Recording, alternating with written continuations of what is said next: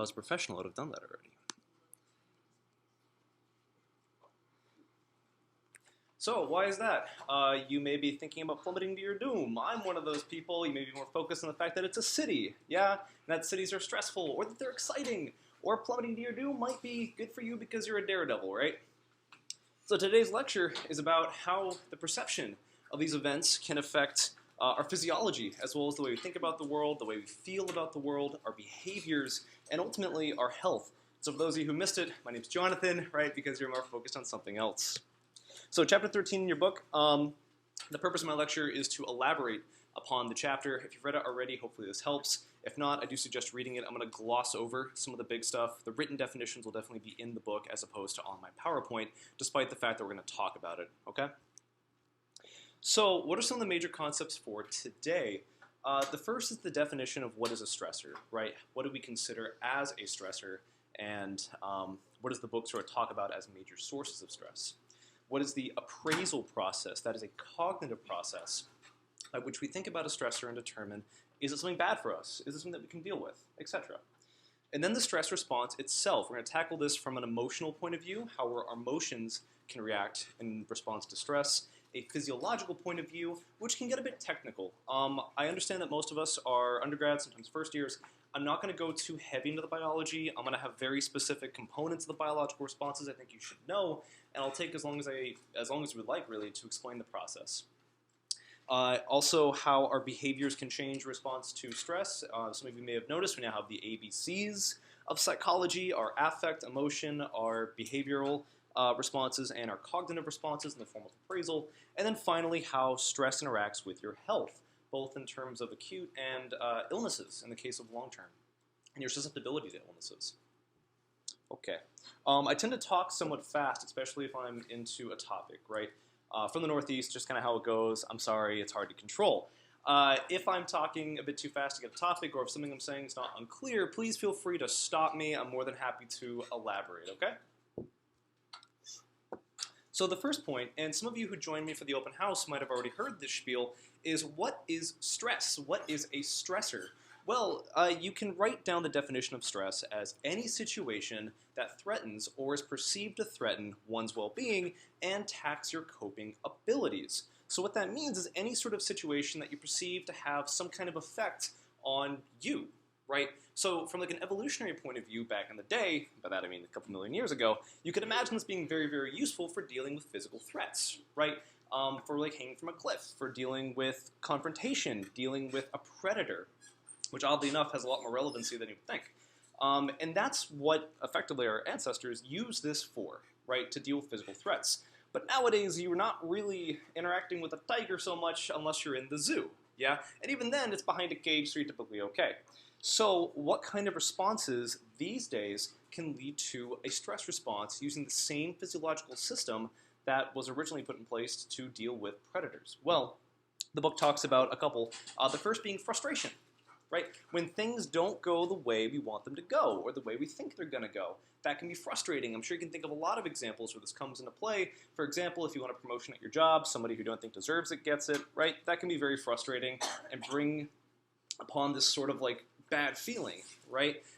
Even if you don't get answers right in an exam, for example, but you were sure you knew it ahead of time, it can bring on this frustration. The next one they talk about is internal conflict.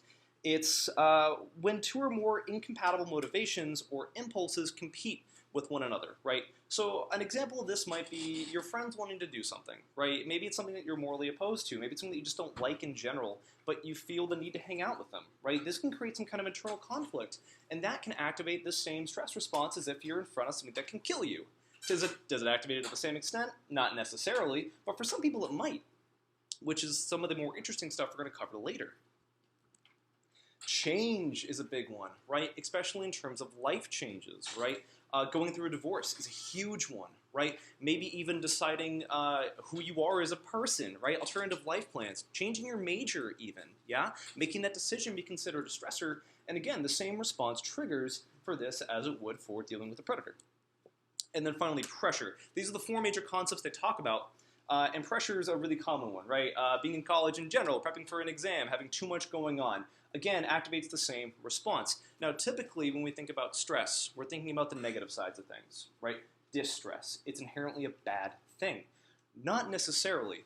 We'll talk about this more during the appraisal process, but for example, pressure can motivate you to do stuff, right? If you don't have pressure, sometimes you just kind of hang out. But once that sort of need to start doing things comes into play, you can get a lot of stuff done. So this isn't in the book, but I think it's important. Different categories of stressors. There's three major ones that we talk about in stress research. The first being daily hassles, right? This is acute just meaning short term, pretty quick. So for example, parking. If you don't come to school very, very early, I'm sure you've all noticed the parking issues that we have on this campus. I graduated here in 2014. It hasn't changed. It's gotten like a tiny bit better. I think it's actually gotten worse with the section parking, but it's a hassle, right? Especially if you're under time pressure to maybe get to class, right? That can activate a stress response, and typically these aren't as extreme as other responses.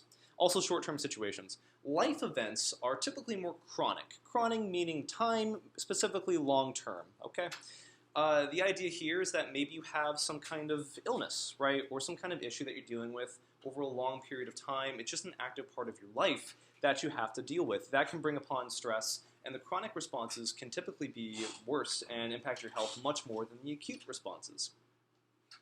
The last and the biggest one is a catastrophe. Now, when I talk about catastrophes or stressors that occur under catastrophic situations, natural disasters, war, things that are major, and we're talking about affect a swath of people as opposed to maybe a potential individual. Although individuals can go through catastrophes, right? Very long-term hospitalization, things to that effect can be effectively considered a catastrophe, especially considering like the extent of the injury. And these are typically life-altering, right? These are huge. So think about PTSD, the S standing for stress and post-traumatic stress disorder. That can affect you for life, right? There are ways to deal with it, but depending on the individual and the treatments available, that can be long-term. Does anybody know what this disaster is off the top of their head?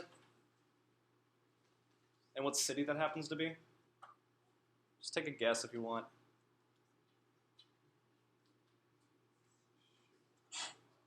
Chicago is what someone said? Chicago? First of all, what kind of disaster is it? I mean, you see flooding, but what do you think causes flooding? Hurricane. Yeah, you got it, hurricane. So what recent hurricanes have happened? Yeah, Florida. It's not Florida, though. Nope. Too many not palm trees. Nope. This is Texas. So this is Austin. This was Hurricane Harvey. Yeah, one of the massive ones. I was actually in Austin at the time, and my plane out was delayed by a week. We couldn't get to food or anything for about that time. Yeah, so that's life-altering. For me, not a big deal. But for people in these houses, right, some of them didn't have the appropriate insurance. They didn't have flooding insurance, right, so they couldn't claim damages on their house, right? That's massive. That can be a life-altering amount of stress. See what I mean? So this is also kind of glanced over in your book, but I think it's important. It's the social readjustment rating scale. So this is a tool, it's a method that's used in psychology, more specifically stress psychology, or biopsychology, I suppose, to measure the amount of stress someone goes through due to change. More specifically, we're talking about how much readjustment they have to go through to deal with that stressor. And the way it works is we have values assigned to each of these events. And we're interested in how often, through yes or no, the stressor was experienced in the past year. So the idea is that if you've experienced it, it may not even be that it occurred, just that you experienced it as a stressful situation, that can contribute to your overall stress over a long term due to change. And then you add all the values to get a total score, and the total score tells you how much stress you happen to be experiencing. So for example, in the case of maybe gaining a new family member, right, it's assigned a score of 39. If you're interested in where the scores came from, we can talk about it after class. I think it's kind of cool.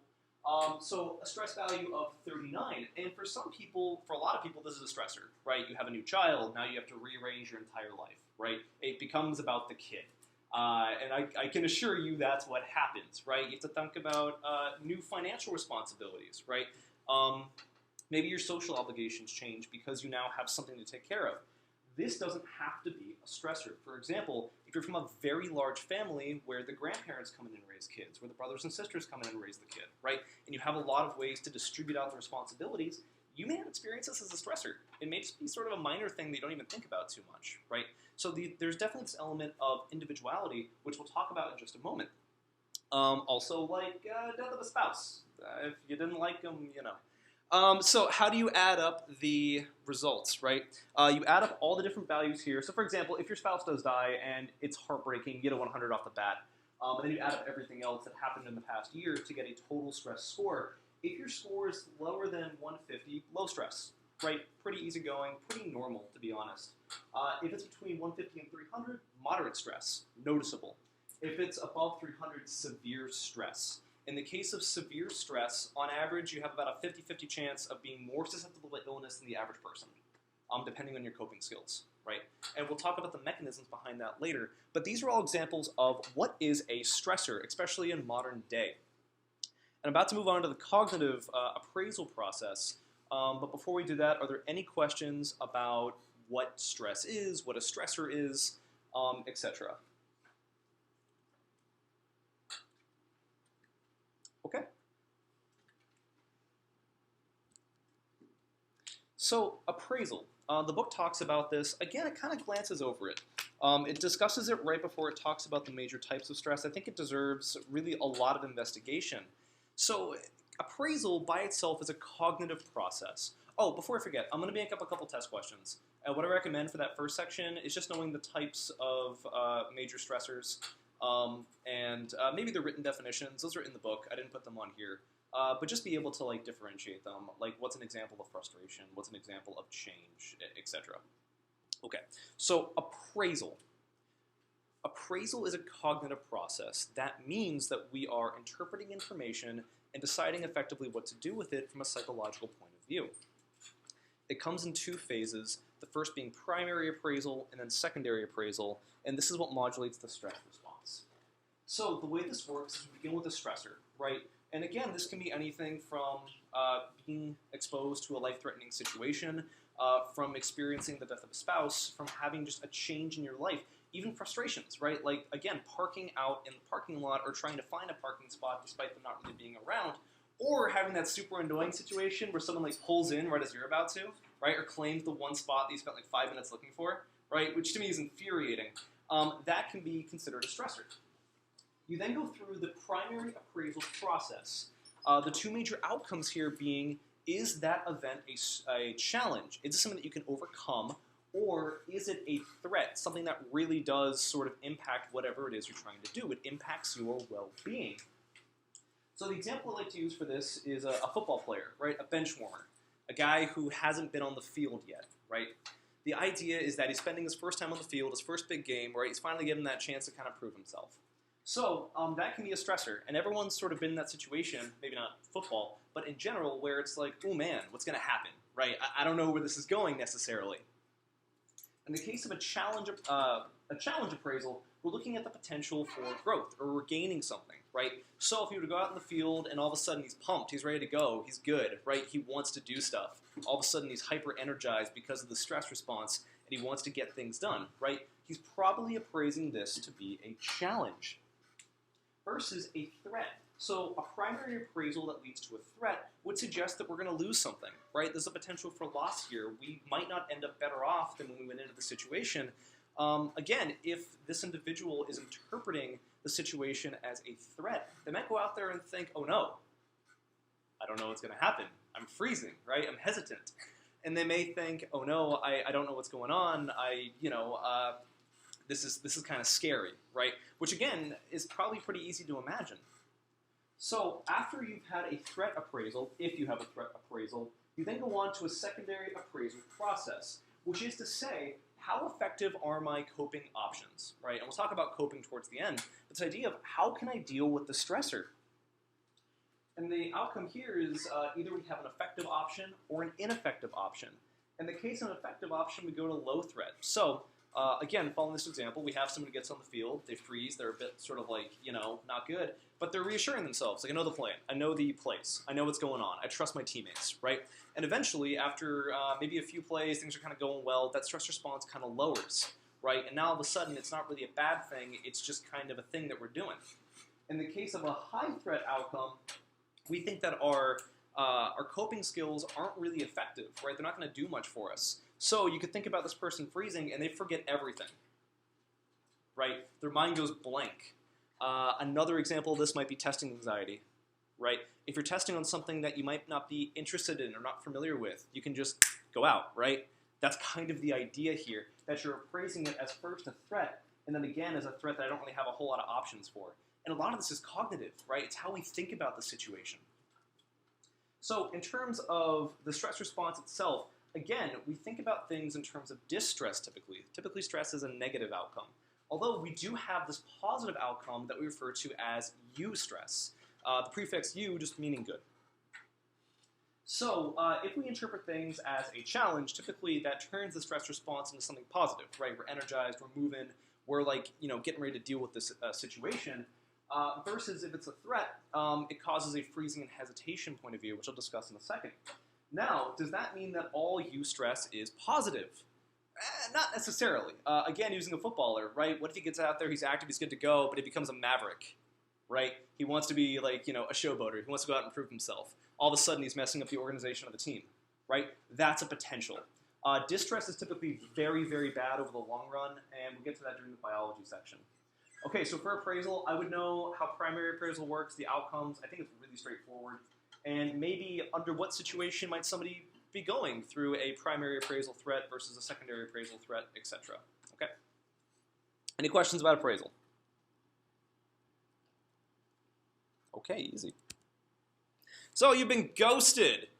You've been talking to somebody, right? And then all of a sudden they disappear, they vanish into the wind, right? It's terrible, and maybe you got stood up on a date. So, appraisal process. We go through primary appraisal first, right? That's why we call it primary.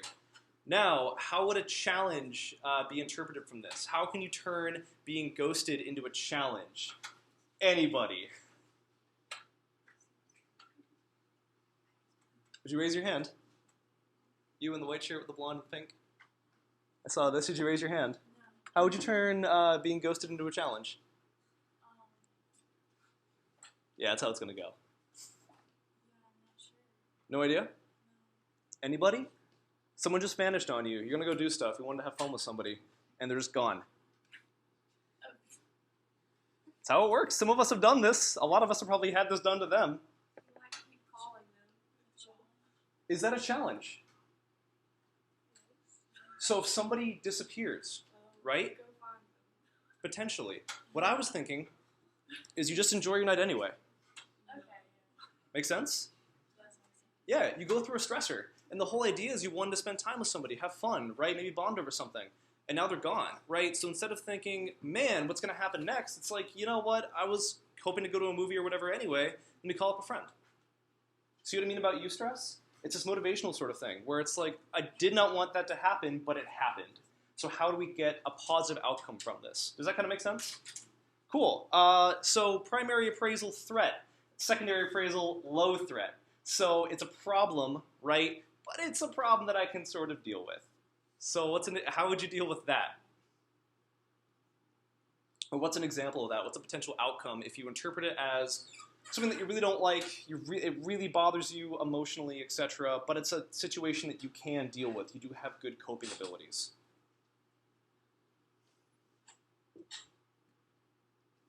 In the back? I'm sorry? Yeah, there's definitely a coping option, right? It's definitely one that can work. You just say, you know what, I don't want to deal with them, right? It's something that it's not worth my time, right? That's a low threat. You may interpret it as something that bothers you, and then the outcome or the approach to this is, I don't want to deal with this person. That's rude, etc. So what I came up with is seeking social support, right? It's not really a challenge. It's not like I'm taking this and trying to turn it into a potential for gain because I'm motivated or something. It's this idea that, I need something to kind of help deal with the situation. And I do have coping skills to deal with it. Like you said, ignoring them is that's a valid coping skill, right? It absolutely is. We'll talk about that in a bit. Or you can find social support, etc.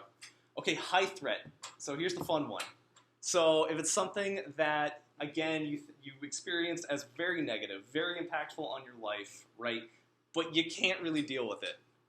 What's a typical outcome?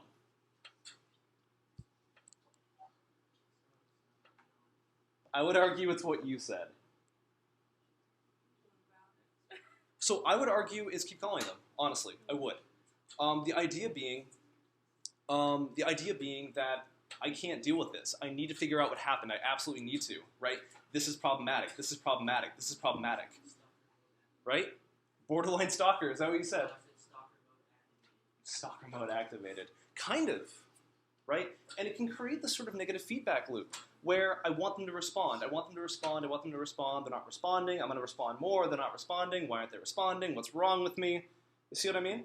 So what we're having is this primary appraisal as that's a threat, that's a problem, right? Which isn't to say appraising something as a threat is bad, right? It's just the way that you appraise something. What's good, or what you need to start doing, if you're not doing this already, is appraise things either as a challenge or figure out what your coping skills are. So if you appraise something as a threat and you kind of understand that this is a threat, I don't like this, what can I do to deal with it? Either in a very positive, direct sort of way, or in a social support sort of, whatever sort of way. For example, I have some friends who their primary coping skill is to feel accomplished. And so they'll go and play their single-player games and just wreck the game, right? And all of a sudden, yeah, I feel good about myself, right? Some people I know seek out social support. I'm one of those people. I like talking to friends whenever bad things happen to me. I like just having these deep, intellectual conversations, but that's just me, right? I'm sure people have tons of different coping skills. We'll go into specifics later. So that's the idea. If you go into high threat mode, your stress response can become distress and become very negative, especially over the long term. I thought it was fun. Okay, so moving on to the stress response. We are going to be talking about this in terms of first emotion, and then biology. And again, there's quite a bit of terminology with the biology, but we'll try to break it down in a way that makes sense, and I'll tell you specifically what it is I'm interested in, okay? And then finally, in terms of behaviors. Behaviors, more specifically coping skills, both the positive coping skills and the negative coping skills.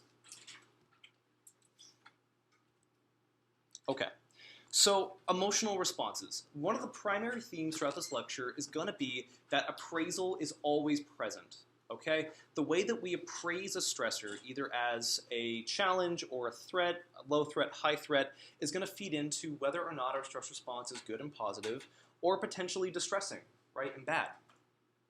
So when I talk about distress in terms of emotion, these are some examples. These are taken straight from the book. There's more. I'm sure you can think of your own, right? But these are some pretty classic ones. You can think about annoyance, anger, right? You might get really angry and upset. I'm sure a few of us know people like that. It's worse with bosses, right? Whenever they're in distress mode, they just take it out on people, right? That's usually not very productive. Fear, apprehension, another one, kind of, frozen, back off, I don't want to deal with this. Sadness, right? That's another distress response, just overwhelming emotion. And it's not to say that it lasts forever, right? You can cope with it, right? It's kind of the idea. But these are the emotional outcomes typically of distress. For eustress, sort of on the polar opposite side, interest, right? If you're kind of excited about something like ready, set, go, right? Let's go ahead and get it done, motivation, etc. Pride, you might feel really good about accomplishing something, right? Like an exam that you've prepped for 3 weeks, right? And you're just really ready to kill it, right? You might get a sense of pride while you're in the middle of taking the exam. You can also have gratitude, inspiration, things to that effect, typically beneficial responses, okay? I also to bring up this concept called the Yerkes-Dodson law. So this was originated back in the 1970s, I believe, maybe 60s, maybe a bit earlier than that. That's where it came into prominence. Don't quote me on that, though. It's been a minute since I've looked it up. And the idea here is that we have, do you guys know what kind of curve that is? Yeah, bell curve, right? These are going to show up throughout the remainder of your studies in science. The idea being that we have a spread of normalcy with a bunch of stuff kind of being in the middle and then less stuff being on the tails. So the idea here is that we have this bell curve with arousal being a outcome of stress, right? Either both positive and negative. And performance. Performance can be for a variety of things. I think in this case it's like industrial performance. How will you perform at like an actual work task? But it could be for lots of other things. Again, in terms of exams, it could be exams. It could be in terms of playing a game or a sport, etc. The idea here being that as arousal increases, our performance goes from low to moderate and back to low again. Now, why is that? Well, if you have very low stress, right, you can have things like fatigue and sleepiness, disinterest, right? I don't really care. It's not a big deal to me. I might just put things off because it's not really interesting, right? As you increase arousal, you have this optimal point of performance. Now, why is that? It's because stress can be a good thing, right? A stress-free life, despite the fact that we use that term sort of like, just helter-skelter, is a boring life, right? If nothing's really happening, in general, you're just kind of hanging out, you don't really do a whole lot. You can think about people in retirement. It's actually a really common complaint that you enter retirement and now everything you've been doing is just gone because you've been spending a lot of time working or whatever, and you're just kind of hanging around bored. Now, on this opposite end, as stress increases, we can get anxiety, impaired performance, like a freezing response, because things can become overwhelming. And in terms of eustress and distress, typically eustress ends up on this end of the spectrum, right? So the rising end of the bell curve, middle of arousal to potentially parts of the lower arousal, whereas distress occurs on this half of the spectrum that is on the optimal arousal towards the high end. Because the higher you go, the more likely you are to enter a period of distress. So, critical thinking question, is this a standard way to look at stress across all situations, or rather look at emotional arousal? Do you think that this occurs across basically every type of situation? It's a yes or no. Anybody? I was instructed to engage the class. Seriously. I say most. I'm sorry? I say most. Okay, most. Anybody else? Is this constant? Does this apply to all situations? I heard another no. I heard a yes, maybe? So the short answer is, honestly, not really. It does to an extent, right? But the concept here is that the situation, or more specifically the task at hand, does determine where this optimal arousal kind of shifts. Now, in the case of a hard task or the majority of tasks, this is true, right? So the idea is that our zone of optimal performance shifts over to the lower stress for a hard task because it's already sort of inherently complicated. So if it's complicated for you, if it's new, perhaps learning a new instrument or learning a new skill, right, or being in a very challenging class, the idea is you don't want a lot of stress because you could stack up the stress, right, from the hard task already and very easily enter a period of distress, right? And so if you consider the normal section to be in the center, optimal performance for a hard task is shifted over this way. And the entire curve changes as a result. Now, in the case of an easy task, something that you're very familiar with, something that's not really that big of an issue, right, you probably or may need a lot of arousal, right? Think of something that you kind of go into autopilot for. So I take blues dancing lessons, and our instructors, they talk about how when a dance is kind of lazy, right? When a lead's just kind of like, doing the whole back and forth thing, and they're like, yeah, I just phone it in. I just don't care. Like, I just kind of wait. I kind of go along with it. The dance is over. I don't have to think about it a whole lot. And that's sort of an easy task for them. Versus if they're trying to do very complicated, minute dance moves for a performance, right? Harder task. And now you don't want a ton of arousal. You don't want a ton of pressure put on you to get this done fast because it's very easy to become overwhelmed with that.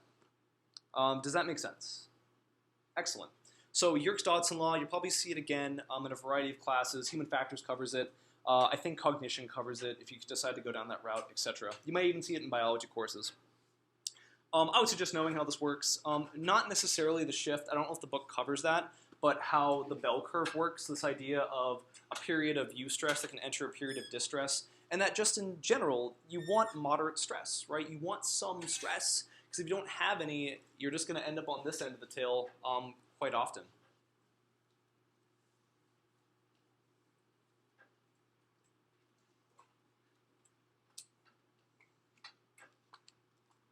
Okay, we're moving on to the biology side. Again, this part might seem kind of scary. I'll try to walk through it as sort of generally as possible, okay? So people like brains. just in general, brains are cool, right? We have two major components of our neuroanatomy, right? Our nervous system. Believe it or not, that image was drawn in the 1500s. Somewhere in the middle there, I think closer to the 1530s. The color wasn't, right? That's kind of a new thing. But the actual picture itself, which is crazy, right? Like, they had knowledge of this way back in the day. I think a part of it's kind of filled in. But for the most part, medical sort of advances were put at that level, which, I mean, I think is pretty cool. So the idea here is that we have two components of our nervous system. The first being the central nervous system, which is specifically the brain and the spinal cord, okay? It's outlined here in blue. The idea is that the brain is what interprets information. So information comes in from your senses, like you see something, your brain then determines what to do with it, right? If it's a delicious meal, like a turkey, your brain might say, hey, look, that looks delicious, right? And then go from there. What's our response going to be? If it's a stressor, this cognitive process in the brain is what helps determine appraisal, right? How are we going to appraise this? The spinal cord is effectively a neural highway. So what it's doing is taking signals from the brain and giving it to literally every other part of the body. All right, that's how the spinal cord works. That's also why damage to the spinal cord can lead to paralysis or other bad things, because once the highway's been damaged, sending a signal down is difficult, right? The rest of it is the peripheral nervous system. So peripheral, referring to periphery, which means along the sides, everything else. The peripheral nervous system is responsible for effectively everything that's not controlled directly by the brain. The idea here is that you can see it spans throughout the entire body, right? So what it's doing is attaching to things like your heart, it's attaching to your liver, to your muscles, and it's helping to modulate that activity, if not like directly control it, okay? The other part of the peripheral system, you don't even know this one, is the somatic nervous system, and that's what controls reflexes, right? You don't really control reflexes, you can train them, but your body just does it automatically. The peripheral nervous system, because it's not part of the central nervous system, doesn't have direct control from the brain. Stuff just kind of occurs. So this is going to come up a couple times. This you should know. The autonomic nervous system. The idea is that autonomic refers to kind of automatic. It just sort of occurs in response to things that are processed by the brain. We have two major subdivisions of the autonomic nervous system. The first is the sympathetic. Sympathetic referring to sympathy, referring to emotion. Okay? The idea here being that whenever we have some kind of emotional or arousal thing happen, it activates our fight or flight system. Have you guys heard the term fight or flight before? Okay, so typically it means like arousal, get going, movement, right? High energy, like get the body going somewhere. That's the general concept. And so the idea is that when you engage the sympathetic nervous system, which happens in stress responses, your body is expending energy, right? It's using energy, it's moving your muscles, it's making your heart pump faster, etc. The parasympathetic, para meaning like parallel, right? So in opposition to, not interacting with, sympathetic nervous system is our rest and digest. So that's the thing that kind of makes sure that your immune system over the long term is functioning properly, everything's in regulation, your stomach is sort of, calmed down. The parasympathetic nervous system does that. So when one of these is engaged, the other is inhibited. In general, that's how it works. It's a balancing act, right? And they kind of go back and forth. Any questions about any of this? Cool. So the major takeaway here is that you have the central nervous system, the peripheral nervous system. Within the peripheral nervous system, the autonomic nervous system is what's important for stress responses. More specifically, we're talking about the sympathetic nervous system. And here's an example of sort of how that works. There's a lot of information here. All I really care about in terms of the stress response is these two areas outlined in red. Might be easier to look at the PowerPoint after the fact and kind of get a good idea. We're going to elaborate on these as we go on and make it more simple, but that's the very broad overview. The idea behind the fight or flight response is that we're activating all of the sort of stimulating parts of our body, okay?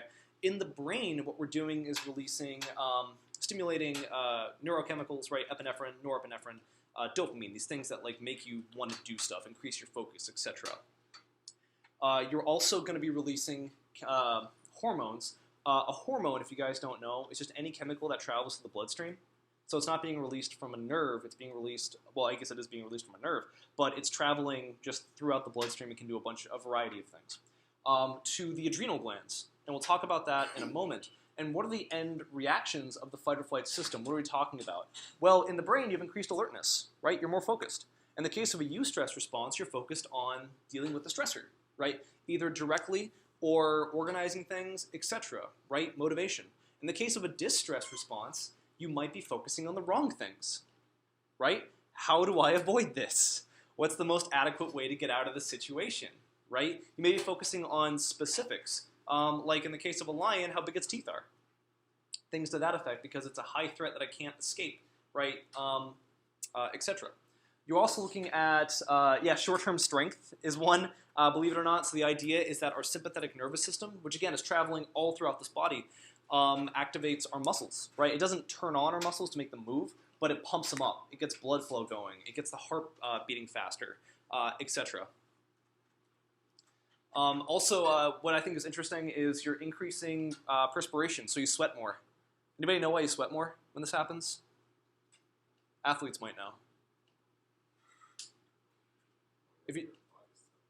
Yeah, exactly. Sweating cools you down.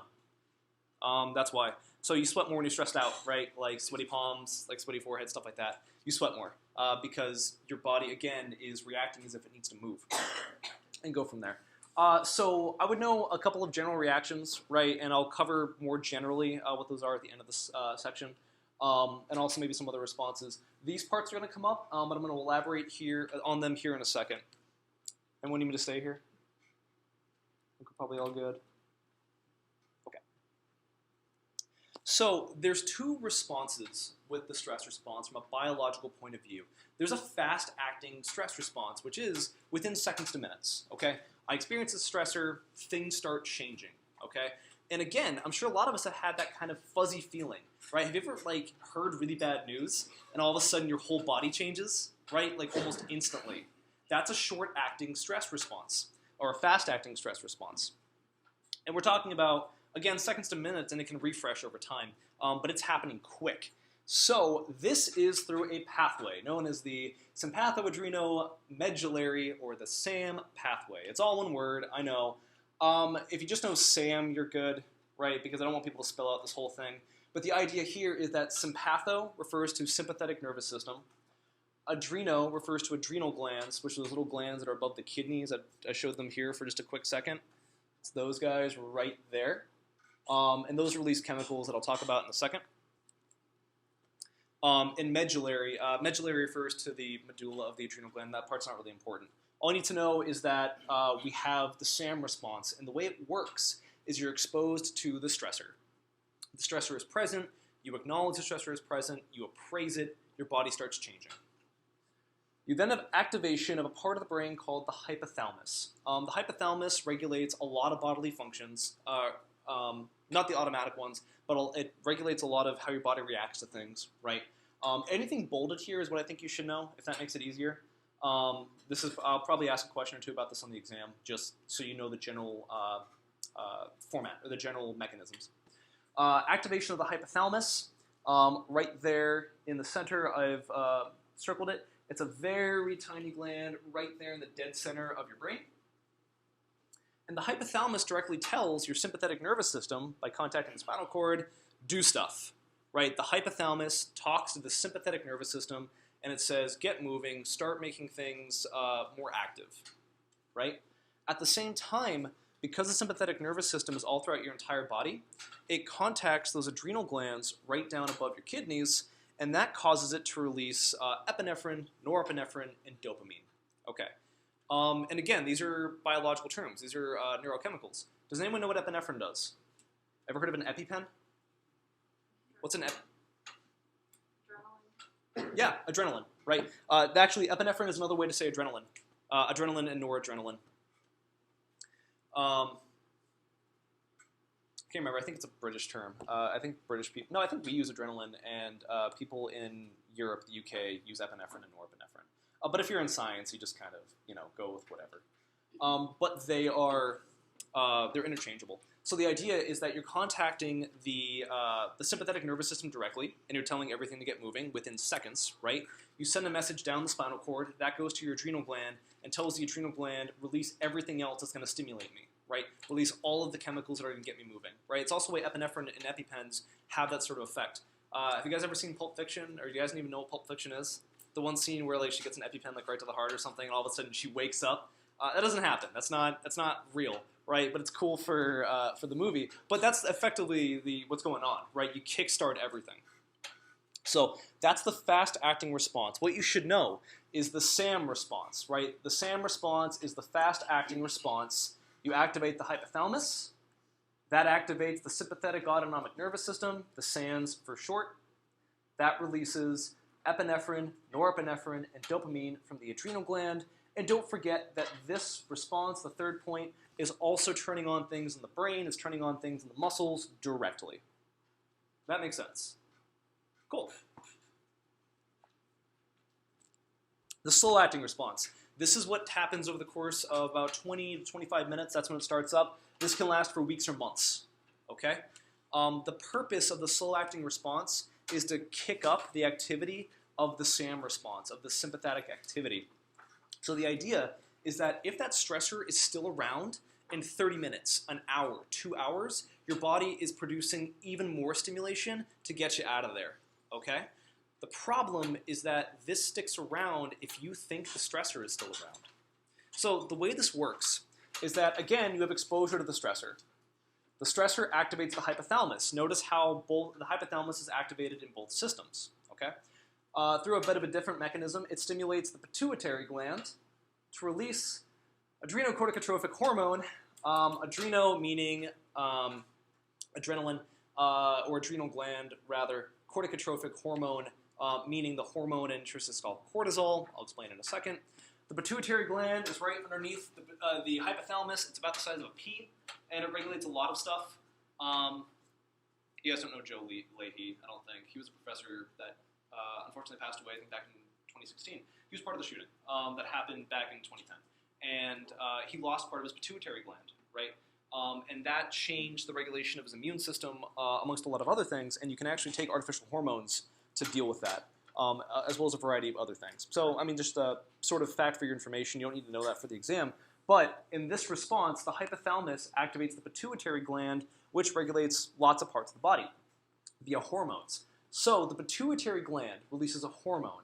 What is a hormone? It's any chemical that travels through the bloodstream to somewhere else in the body.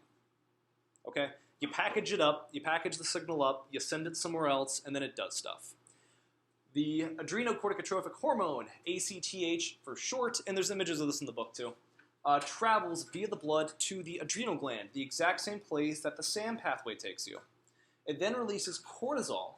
Cortisol is a chemical, and it's a hormone as well, and you'll see this throughout stress research all over the place. If you just Google stress, right, you can find like Psychology USA, and they'll talk about cortisol and stuff like that.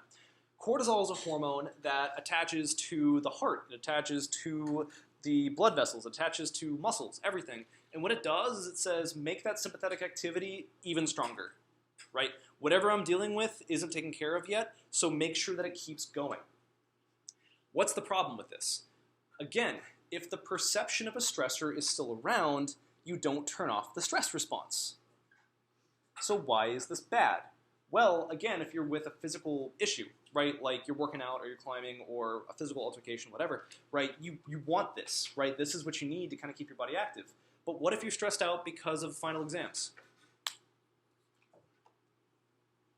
Right? This response doesn't turn off.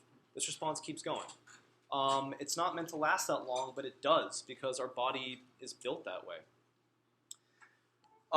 Okay, so that's the slow-acting response, the fast-acting response. I would know the differences between the two. More specifically, that the slow-acting uses hormones, that those are the names of the hormones. The fast-acting uses primarily the sympathetic nervous system.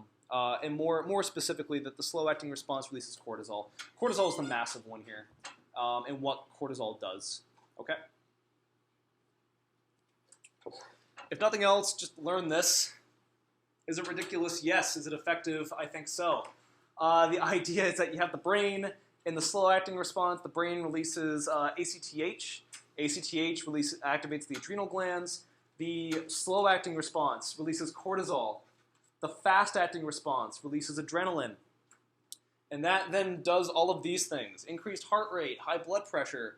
High blood pressure is good because, well, in this case, because it shifts all of the resources you need, oxygen, to the places it needs to go, okay? Chronic high blood pressure is bad. Short term is fine. That's why if you go running, your blood pressure rises, right? The thing that you want is for it to go back down again once you finish. The liver is making glucose being sugar, right? Sugar is energy.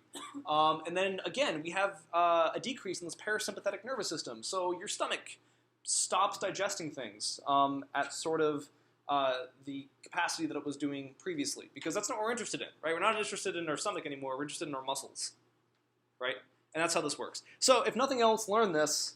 Again, like generally how the sympathetic nervous system affects things, generally what the adrenal gland does, what it releases, and which respective pathway releases what. So again, it's the SAM pathway for adrenaline and the HPA, the slow acting for cortisol. Ooh.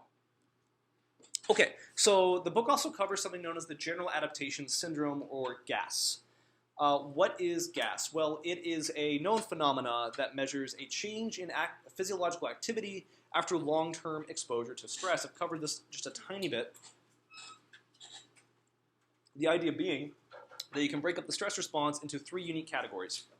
So the alarm stage, or the alarm reaction, is immediate exposure to the stressor, right? This can last minutes, effectively. So these time periods are not equal, despite it being shown as equal, because it's just hard to make the graph accurate. The alarm stage can be within minutes.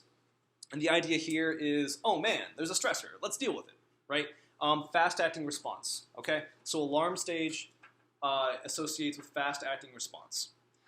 Then you have, and what's happening here, this blue line, is our resistance to stress, how likely we are to shut off the stress response, okay? So during the alarm phase, it decreases dramatically because we want that stress response going, right? In the short term, we want it to help us deal with whatever it is we got to deal with. Then we enter the resistance phase. The idea here is that the stressor is still around. We're going to start turning on that slow-acting stress response to reinforce all the activity that we got going on, and that's going to increase our resistance to the stress response because we're trying to shut it off, right? We got the slow-acting going for as long as we need. Okay, once the stressor's gone, let's start bringing us back down to baseline. The last is the exhaustion phase. So the idea here is that if the slow-acting phase doesn't turn off, if it keeps on going, because even the perception of a stressor being around, the stressor could be gone. It can no longer be a problem, right? But that sort of perception of, oh man, that was terrible, that was awful, I don't like it, right? Could be around. Decreases dramatically our resistance to stress, which means that stress response is still going, right? Our body is now getting physically weak because that get up and go nervous system hasn't stopped, right? Our normal rest and digest features haven't really gotten back to baseline yet, and that can be incredibly damaging. We're looking at reduced energy resources. Our immune system can stop working as well, and we can have harm to how we think about things, yeah? And you can think about the end of the semester, final exam week, you know what I mean? Where everything gets pumped up. It's really intense for 3 weeks, right? As you're prepping for everything, you're trying to maintain a social life if you can, you're trying to do other responsibilities, right? Then you have your final exams, and by this point you're in the exhaustion phase, and then you crash, right? You just stop doing everything. It's because finally you can turn off that stress response, because finally the stressors are dealt with. But again, it's all related to appraisal. If you don't appraise final exams as something that's threatening, right, as a challenge, it may not really ever enter that stage. So to show you, alarm stage. Stressor is present. Stressor is here, right? We got to deal with it. Resistance stage.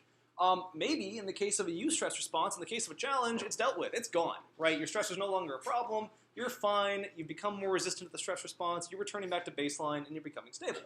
Maybe the stressor isn't gone, right? Maybe the stressor is still there for whatever reason. Bad relationships are a really common example here, right? Maybe it's a relationship that you want to get out of, but you don't know how to. Maybe you're constrained financially, etc. You're still in it. Exhaustion phase. Now we're not doing so well, right? We're getting kind of sad because our body's getting physically weak. Again, with bad relationships, one of the most common problems is digestive issues, right? Because your parasympathetic nervous system can't really regulate stuff, and your body's getting energized. And eventually, just really bad stuff in general, right? Compromised immune system, your body's just physically weak, etc.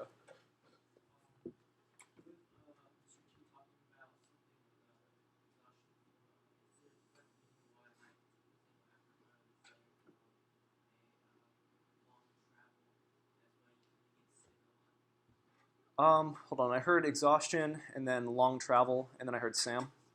No, this is the reason why, like, for example, after a lot of stress, that leads to exhaustion. That's why a lot of times people get sick. Absolutely. Yeah, we're going to talk about the connection between stress and illness later. But absolutely, this idea that chronic stress, the stress still being around and no way to sort of deal with it, can lead to increased rates of illnesses. Earlier, I demonstrated the can't think of the name of it right now, but the change rating scale, right? And again, if you have like a score of 300 stress, you have a 50-50 chance of having increased rates of illnesses, or maybe higher than that, I think.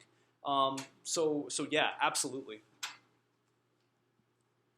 I would know a little bit about how this works. The idea that you have alarm resistance exhaustion, and just general information behind what systems are associated with it. That's what I would know. Okay, behavioral responses. So, how does behavior change in response to stress? What time do we leave? 12:20? Oh, 40, thank you. Okay, behavioral responses. So, typically we have coping. So, coping is any effort that we're trying to take to master, reduce, or tolerate our stress. There's two major types. Your book doesn't cover these, so I will not ask about these, but they're interesting nonetheless. So you have problem-focused coping, which is an attempt to directly resolve or directly alter the stressor at hand. Men typically do this. So the idea is we have an issue, we confront it, right? That doesn't mean it's typically a positive confrontation. It just means that we confront it. We do stuff about it, okay? Emotion-focused is about managing the emotions, right? So typically more common in women, but if you're like a more emotional person, you probably also adopt this sort of strategy, which is I want social support, right? I want comfort food. I want things that make me feel better. Yeah, that's the idea. So these are the two typical ways to deal with stress. Are they specific? Do all women use emotion-focused? No. Some people, or some women specifically, might be more problem-focused. Same for men, and the vice versa. Do you adopt the exact same strategy for every problem? Potentially, but not necessarily. Okay? The book covers several specific coping mechanisms. The first is aggression. And they have a particular definition for aggression. They refer to it as striking out at others. It's any behavior intended to hurt somebody. So we're talking about hurting somebody either physically or verbally. And the idea here is that coping is not necessarily good or bad. Every coping technique. For example, aggression can be good. Think about a boxer, right? Or a pugilist, if you're old school. It's the same thing, just an old 1920s term for it. Think about a lawyer. Yeah? You want the aggressive lawyer. You want that guy that's going to tear your opponent apart, right? And this may be a way that he relieves stress. And believe it or not, the more aggressive lawyers in the courtroom typically have healthier lives in general because they have an outlet for their stress, right? But if you're going after somebody, this can also be bad, right? Think again about a bad manager who takes out his life on people, right? The traditional version of an abusive husband, right? Or an abusive spouse in general. It's all over the place. No! Okay, learned helplessness. Learned helplessness is this idea that we don't really know how to deal with things. Things are impossible to have an outcome for. What do they say? Oh, they don't really have a definition for it. Okay. Giving up. They refer to it as giving up. So it's a passive behavior, this idea that just kind of happens in the background. You just stop, right? Things aren't really worth it. I don't want to go any further. There's no point, right? Now, this isn't to say that giving up inherently is a bad coping skill, right? Because think about sunk costs. If the situation's not worth pursuing, you can give up. You can just stop and say, okay, that's done. We're finished, right? But giving up is not the same as learned helplessness. Because again, you have these positive and negative approaches to coping. Indulgence, right? Indulgence is pretty straightforward. Again, right? I'm a fan of like fudgy chocolate brownies, right? That's my go-to during stress with like ice cream and stuff. It's terrible, I know, but that's what I go after. Other people might indulge in other things. You can also overindulge in YouTube videos, right? I do that. Overindulgence is typically a problem, right? But indulgence in general, again, isn't necessarily bad. You can indulge in gym activity, right? You can indulge in physical activities. That might be a way that you go about it. However, if you overindulge in physical activities, like in the case of anorexia or something, right? You run into the point of your skin and bones. That's problematic. You see what I mean? It may reduce your stress, just not effectively, right? And that's the problem. And defense mechanisms. So the idea behind defense mechanisms is that you're typically avoiding things, right? I don't want to deal with it. It's going to live over there. I'm going to live over here, right? That's the way it works. It's typically avoidance related. This idea that it's not my problem, therefore, I'm good. Sometimes it can be good, right? Again, this idea of it lives over there. I don't care about it anymore. It's not a big deal to me. Or I don't want to confront it directly, right? Like putting off an exam, putting off studying to the very last minute, and all of a sudden you spike your stress response because you realize I need to do something. I don't know what to do. Freeze. Okay, these are covered in the book. These are not the only behavioral responses. These are just what they cover. Now, they also mention constructive coping. So the idea here is that it's a healthy effort to deal with the stressor. They mention confronting people, realistic appraisal. So the idea of, you know what, this isn't actually a big deal, right? I can deal with this exam. Yeah, if I study one chapter a night for the next 2 weeks, I'm good. I'll probably have enough knowledge and enough background to do well on it. Reappraisal. So if you are seeing a situation as like inherently terrible and someone's like snap out of it, that's ridiculous, right? Like focus on this instead. Or it's the whole component behind therapy, right? A lot of therapy is about think about this instead. Like instead of catastrophizing something, right? Think about it in a different sort of way. Or if you adopt a healthy lifestyle, the idea is that a positive way to get rid of stress and minimize any effects to distress. Oh, I don't have a picture for that one. We're going to say it so you can reflect. I just couldn't find one that I liked. Okay, very last thing is stress and physical health. I'm going to try not to run over. We got about 20 minutes left. So the idea here is that stress can affect your physical health. We refer to this as the biopsychosocial model of health. Biology, psychology, social, sociology, very straightforward. The book doesn't really talk about this so much, but it is very important in terms of stress response and stress studies. What we're talking about here is how those three factors all affect your health. And this is very important, right? So biology is gender, things you can't really control, your physiological responses inherently, etc. Psychology, your attitudes and belief about something, right? The way you think about things, your social coping skills, etc. Social context, do you have a social circle? Do you have people you can go to and cope with, right? Do you have ways to get around situations? Not only that, but also sociology. There's something known as a food desert. The idea is in highly industrialized or, can't think of the word for it, cityscapes. In highly populated cityscapes, you might have areas where you don't have access to fresh vegetables. It's just too hard to get it in. And so what do you sustain off of? Gas station food, right? It's a food desert.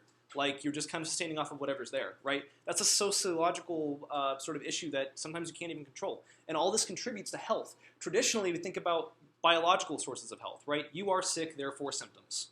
Yeah? But the idea here is that all these factors come together to contribute to your health status. And stress falls into all of these because it can regulate your biology, it's related to psychology, and coping skills falls into the idea of social context. So, individual differences. This is very, I don't know if you guys know any type A's and type B's.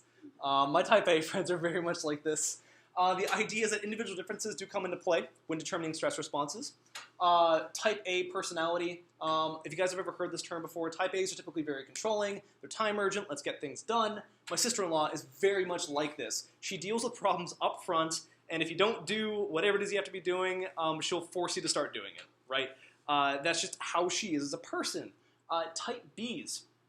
Type B's are typically more relaxed, more easygoing, right? More like, what happens, happens. Let's just kind of move along, right? Is everybody either a type A or a type B? It's a spectrum. Yeah, you exist somewhere in the middle. Typically, we highlight the extremes. That's what we're doing here. But you can definitely see some people where those qualities come out much more often than others. You know what I mean? You can think of some of your friends, people you've worked for, etc. Now, what's interesting is that if you're type A, you have increased chances of heart attack, right? The rationale being aggression, right? Competitiveness, stress response, more often. Sometimes it stays for very long periods of time, especially if you don't have good coping strategies, yeah? So the idea is that your immune system and your health in general is affected because, again, your parasympathetic nervous system never gets the chance to start repairing stuff. Your sympathetic nervous system is go, go, go all the time. Also high blood pressure, right? Classic situation of a businessman who's worked for like 40 years, starting in his dad's garage or something, right? And then all of a sudden he just dies of a stroke, right? Probably stressed out for that entire period, and his body has just always been weak, and then one thing tipped him over the edge. And also, again, the chronic stress response is what's doing things here. Acute stress, potentially beneficial, right? Chronic is what causes these issues because your body's just overwhelmed. Oh no. Okay, immune functioning. So here's an example of your immune system. You don't have to know any of this. It's just to give you a general idea of like how it functions throughout the body. The book gives you a written definition for the immune response. It's the body's defensive reaction to anything that might be invading your body, whether it's bacteria, whether it's a virus, or anything to that effect. And the idea here is that because chronic stress is activating that fight or flight response, it's actually suppressing your ability to deal with bacteria, immunities, right? Believe it or not, acute stress actually increases your immune response, right? It makes you a bit more likely to deal with threats. It's the chronic stress response that turns all that off because you've exhausted all of your resources. They're gone now. Also, negative emotion can affect your immune system. The idea is that if you have negative emotion in general, and stress can bring about negative emotion, you are more likely to facilitate chronic stress, and that is linked to heart disease for similar reasons. Biopsychosocial, right? Does it cause heart disease? Probably not. Does it contribute? Does it set up sort of all these dominoes? Most definitely. Okay, so moderating the stress response, how do you deal with it? These are the beneficial sides. We have social support. We're looking at any kind of emotional sustenance, any kind of aid from other people that can help you deal with this situation. Optimism, thinking about things in a more positive light, right? If we're expecting good outcomes, like in terms of positive psychology, we're looking at decreased stress response, again, because of this appraisal process. See how it all comes together, yeah?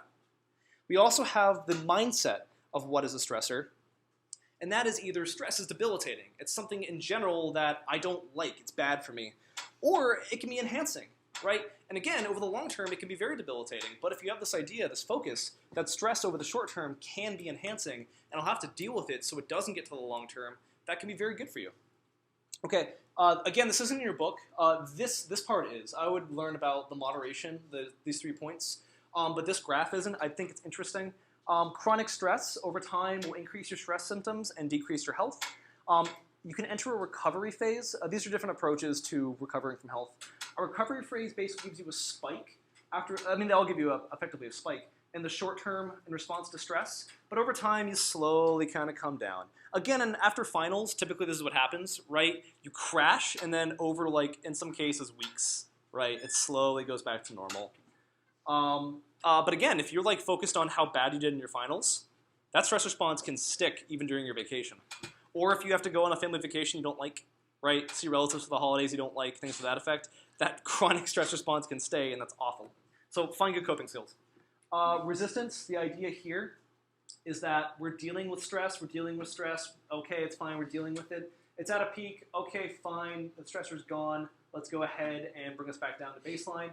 And then resilience. The better coping skills you have over time, the more resilient you become to it. So acute stressors, right? This idea that you have adversity in front of you. I can deal with it. I've dealt with it. My skin has become just a little bit thicker, right? It helps decrease this recovery time. And that's the idea. People that face adversity, they typically end up with weaker immune responses. Less time to recover.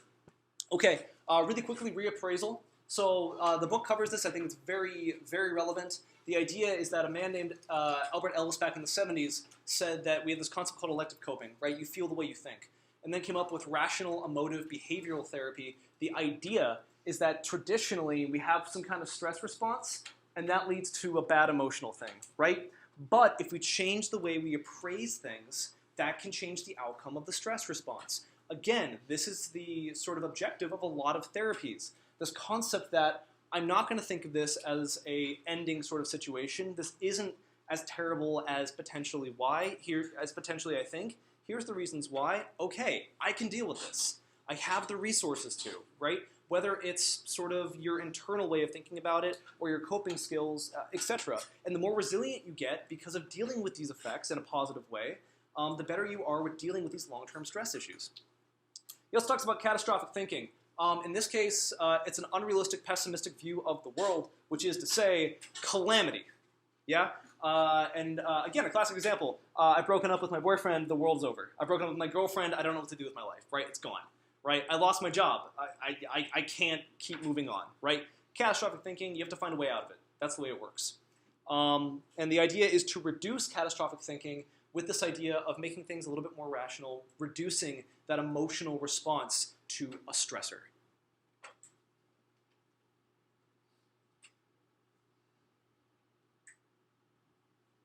Okay, the book talks about this as well. It's stress reduction through humor. It's the same kind of idea. The general concept is that if you approach like a humorous view to things, yeah, like, we can deal with it, it's fine, you know, you typically have increased wellness, reduced effect from stress, because it's a more positive outlook on life, right? That's the general idea here. And people typically like funny people, right? I mean, just in general, that's the case. Okay, some benefits. You have to know all this. That's all going to be the exam. No, please don't. If you're interested in psychopharmacology or other biopsychology things, then you might find it interesting. This is irrelevant in terms of the exam. It's just here to kind of display a point. The idea is that stress can be beneficial, right? If you have moderate levels of stress and you deal with something, you have this like inoculation effect where you say, I can deal with challenges in the future, right? That's the whole idea behind training someone to do something. Right? You come up with a problem that's potentially stressful, you overcome the problem, you're better at the problem in a different situation.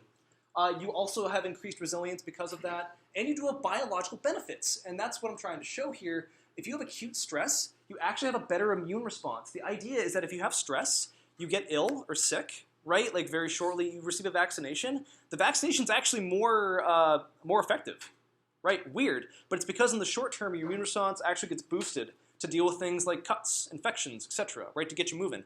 Over the long term, chronic stress, or if you have this pathological issue, stress can be very detrimental, okay? And there's not a lot of ways to really deal with that, right? If you have like chronic fatigue, there isn't really a good sort of resource out there. It's just, you know, luck of the draw, sort of.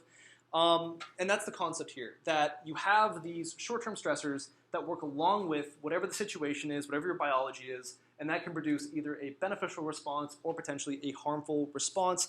All I really care about you guys knowing is that you can have personal growth, increased resilience, and some biological benefits. Chronic stress is what reduces the immune system. Okay, really quickly, a case study for smoking. So we have an individual here who is stressed out, right? Work, etc. He has exposure to a stressor, right? He has two ways to appraise this, challenge or threat. The idea here is that regardless of which one he chooses, his preferred coping mechanism is smoking, right? I think all of us know that smoking is really bad for you, right? That's pretty much set in stone at this point. However, people still smoke, right? And there's a reason why. It's a good coping skill, yeah? You get a biological high from it, right? Typically a stimulating effect, and some people get to the point where they're addicted to it. And they keep doing it because they use it as a coping mechanism to begin with. You also have a physiological change in terms of heart damage, right? But it also increases your heart rate because it's stimulating. It increases the way your body's moving. Part of the reason why a lot of people that work in restaurants also smoke because of the high-intensity environment. Now, the problem here is that, another one that's interesting, we don't really think about this, but smoking is actually a social sort of thing, right? Because a lot of smokers know other smokers, right? Their friends typically smoke, or they have like little smoker huddles. And that's actually positive. That's a social group, right? So people that are trying to stop smoking, part of the reason is they don't want to lose their friends, right? That's a really huge issue when you're trying to get over it. It's not just addiction. So the idea here is that feeds into potentially feeling bad. I don't want to smoke, but I do. Right? I feel terrible because my body feels terrible, leads back into a stressful situation, leads back into the bad coping mechanism. So again, these bad coping mechanisms are what lead into increased stress responses, potentially damaging. If nothing else, here's an overview of the stress response. Here's how the entire thing works. We have a stressor, a stressful event. We appraise the event. We go through primary appraisal. Is it a challenge or a threat? Secondary appraisal, is it a high threat or a low threat? We then have an emotional response, a physiological response, and a behavioral response. Emotional is how we feel about it. Physiological is how our sympathetic nervous system activates our body. Behavioral is what our coping mechanisms are. This is all moderated by situational variables as well as our coping abilities, stress response, or our social support, etc. And that can lead to either a positive outcome or a negative outcome. If nothing else, learn this. Right, this is the summary. I recommend you learn everything else we talked about as well, within reason, but this is the gist of the lecture. Okay, shameless advertisements.